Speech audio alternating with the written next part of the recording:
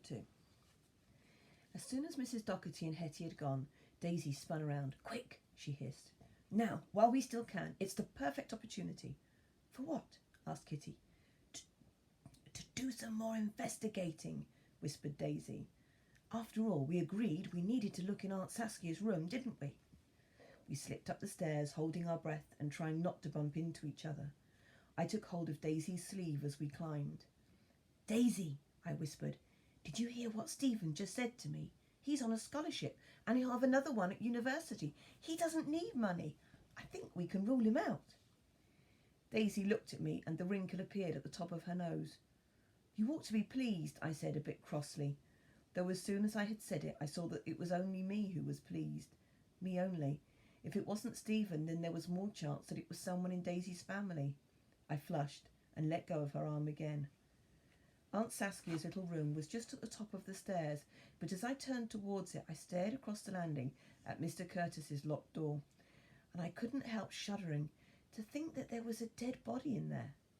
Aunt Saskia's door was unlocked. When Daisy pushed it, it gaped open, and the room beyond was dark, curtains still pulled across the windows. "Golly," breathed Kitty, "look at these things." Silk scarves and crushed velvet skirts lay scattered across the floor or draped across chairs, drooping down to brush the green carpet. Mangy furs lay everywhere, looking unpleasantly dead, and on the dressing table groups of bottles and jars and pots were covered with dirty handkerchiefs and powder puffs. I had thought the rest of Fallingford rather untidy, but this was beyond anything. I could hardly believe that Aunt Saskia had only been here 2 days. "All right, detectives," said Daisy, "let's hunt. Our targets, as discussed, are Mr. Curtis's watch and his teacup, and if possible, a book with a torn-out page." I looked around. I didn't quite know where to begin. I couldn't imagine anywhere less like Miss Alston's tidy room. There could have been an army of watches and cups hidden under these clothes, but Daisy dived into a pile of blouses with gusto, and soon Kitty was following her lead. While Beanie sifted uneasily through the contents of the dressing table, poking at a pile of lipstick-smeared tissues, I began to peek under the pillows. The bed smelled of stale old lady, and I wrinkled my nose unhappily. "Oh, hurry up, Hazel," said Daisy, and she came up beside me, shoved aside the bolster, and then wormed her fingers under Aunt Saskia's mattress. "Nothing here," she grunted, wriggling further and further in until her shoulder was almost swallowed up by the heavy mattress. Nothing. Ooh, what's this?" The rest of us stopped searching and looked over at her. "Is it the watch?" Kitty asked. "No," said Daisy. "At least it doesn't seem like the right shape. Wait a moment." She backed out from under the mattress, and spilling out of her hands was a glitter of jewels, a shine of gold, a jangling pile of necklaces and earrings and bracelets. "Mummy's necklace," said Daisy. "Daddy's cufflinks. And oh, look, she's even pinched the silver decanter tags. Goodness, I thought she only stole spoons." "I can't see Mr. Curtis's watch," I said. "That's because it isn't here," said Daisy, shifting her hands. "Bother. Mind you, I think everything else is. Some of these things aren't even ours. Lord, I never knew she'd got it this bad." "What does it mean?" asked Kitty. "It means that now we know the reason why Aunt Saskia doesn't want Mummy to call the police. She's a kleptomaniac." "Someone who can't resist stealing things," I whispered to Beanie, who was wrinkling up her brow. "Imagine if the police found all this. Not even Daddy could save Aunt Saskia from being arrested.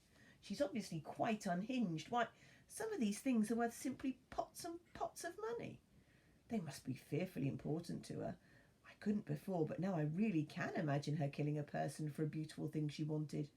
And we all saw that she wanted the watch."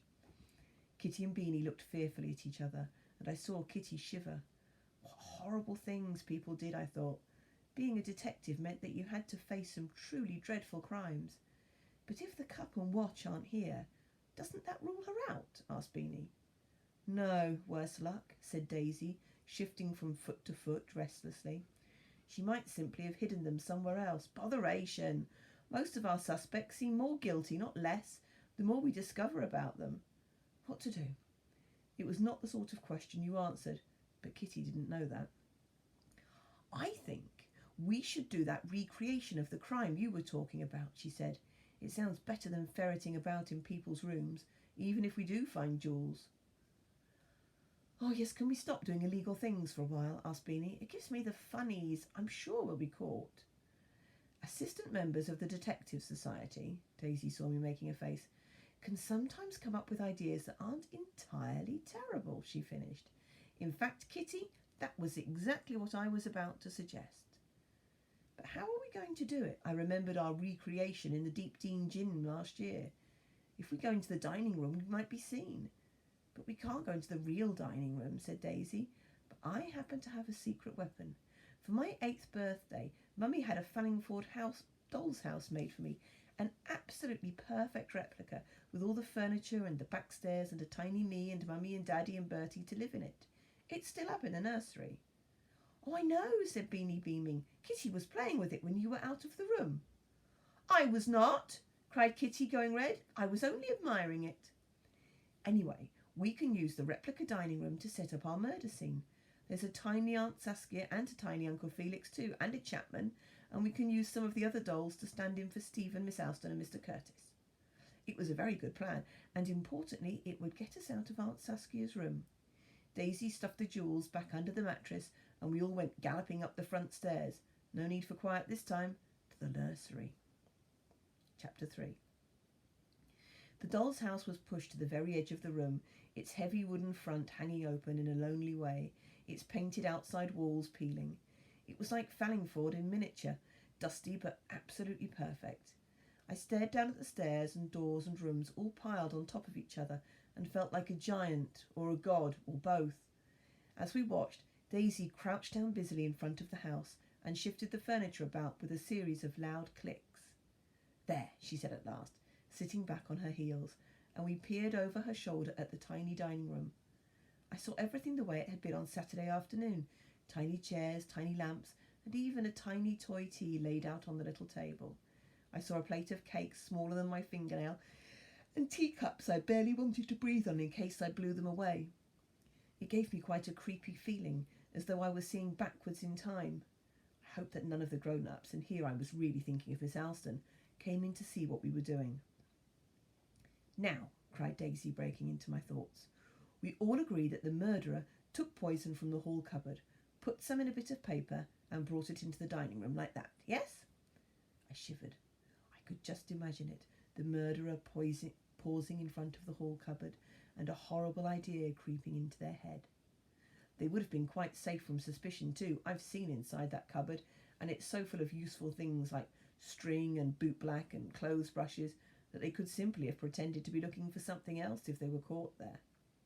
So, said Daisy, now let's see just how easy it is to get poison from a bit of paper into a cup of tea. For this bit, we shan't need the doll's house. We'll recreate it ourselves. My bedside table can be the tea table, and we'll use that tooth mug as the cup. You three go and stand round it. I'll sit on Hazel's bed, just like Mr. Curtis in his chair.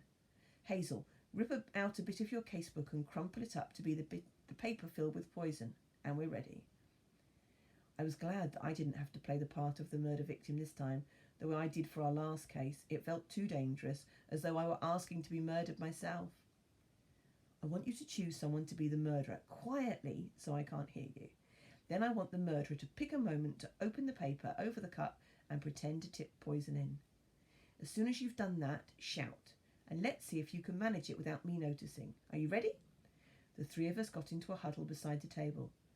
Who does it? Hissed Kitty. Me? I'm sure I could do it. Do let me. It's the most awful fun. No, I whispered back. Beanie was wriggling desperately, eyes wide, and I could tell that she was itching to do something important. Let Beanie. Me? Gasped Beanie. Oh, goody. Do keep it down, said Daisy from the bed, or rather Mr. Curtis's chair. I'm trying to hum, but you're nearly drowning me out. Yes, you, I whispered. You can do it. I know you can. And think, you'd be able to say that you'd tricked Daisy. Oh, I don't think I like the sound of that, said Beanie unhappily. It's not very nice. Are you sure? Oh, all right, don't pinch me, Kitty. I'll try. We're ready, I called over to Daisy. Then Kitty and I began to jostle and elbow each other and Beanie. We reached across the little table using both hands to scoop up imaginary cream buns and slices of cake. It was surprisingly good fun, and even Beanie, who squeaked at first, got quite carried away. The tooth mug was just by Kitty's hip, and I was so busy fighting with her over a particularly delicious muffin, dripping with butter — I wouldn't have minded a real muffin or two if it came to it — that I hardly noticed the moment when Beanie unrolled the little piece of paper in her fist and held it over the mug. Daisy kept on humming, and when we turned to her a minute later, she looked cross. "Haven't you done it yet?" she asked. "I have," cried Beanie. "Oh, didn't you see me? How exciting! It was quite easy. Oh dear, I've just pretended to murder someone." "Don't worry, Beans," said Kitty, patting her comfortingly on the shoulder. "You did excellently well. It wasn't real, you know." "Did you really do it?" asked Daisy. "Heavens! And it must have been easy. Do you know, I didn't see a thing. There was such a scrum." "And I hardly noticed either," I put in, "even though I knew it was going to happen. So we've proved that it isn't odd at all that none of the other people noticed the poison going in the cup." "This is all going extremely well," said Daisy, satisfied. She stood up and went over to the doll's house. "Now the next step is to really think back to that crucial moment, and for this we do need the house. Let's put all the suspects in the places they were on Saturday afternoon. This ugly doll is Mr. Curtis, and this little one can be Stephen. We don't need dolls for the three of you because it's quite obvious that you were standing next to me by the door into the hall." We all crouched round the doll's house together. It was very strange, like a silly childish game, but at the same time deadly serious. The Mr. Curtis doll, who was really hideous, went in the chair away from the tea table. Daisy put Chapman back against the wall on the other side of the room from Mr. Curtis. Then we positioned Lord and Lady Hastings, Uncle Felix, Bertie, Stephen and Aunt Saskia around the tea table, just where they had all been. "Chatter, chatter, chatter," said Daisy, bouncing the Bertie doll up and down in her hand. "Scuffle, scuffle. Aunt Saskia goes for the tarts." She made Aunt Saskia doll lunge for them, and I nearly laughed. "Mummy says, 'I'll be mother,' but everyone ignores her. Kitty made Lady Hastings doll wobble, and then she says, 'Someone fetch Mr. Curtis a cup of tea,' and then—" I suddenly had a rush of memory of Lord Hastings' round red face and the expression on it, and of his hand holding out a teacup. I was holding Lord Hastings' doll, his little face as jolly as it usually is in real life. But it hadn't been jolly then. His expression had been sly, odd, as though he had done something wrong and he knew it. I didn't want it to be true, but I knew I had to be honest about what I'd seen. "Then Lord Hastings hands a cup of tea to Mr. Curtis, and he drinks it," I said. The Bertie doll froze. Katie had gone quite still. "Ugh," said Beanie in a little doll voice, prodding Mr. Curtis. "This tea tastes foul." We all looked at her, and I felt quite heartsick. "He did say that," she told us defensively. "I was only remembering." "I know he did," said Daisy, jumping back into life. "Excellent memory. And Hazel, yes, you too. What I mean to say is, it was one of the few times I had ever seen Daisy stumbling." "But perhaps the poison was already in the cup by then," she said at last, blinking. "Someone else at the table must have put it in and then handed the cup to Daddy to give to Mr. Curtis." "Lord Hastings did look funny, though," said Beanie. "All shifty, like he'd been naughty." I knew she was telling the truth. I remembered it too, but all the same, I suddenly wanted to shake her. How could she not see what this meant for Daisy? A heavy feeling had settled on my chest. I really and truly liked Lord Hastings, even if he did tell dreadful jokes. He was kind, and he was nice to me, and he was Daisy's father. I didn't want him to have killed horrible Mr. Curtis, but there it was. We had discovered that he had handed Mr. Curtis the cup of tea that had killed him. "Well," said Daisy, and her voice was very tight. I saw her hands clench in her lap. "Well, I tell you, it simply must have been someone else who gave it to him to pass on.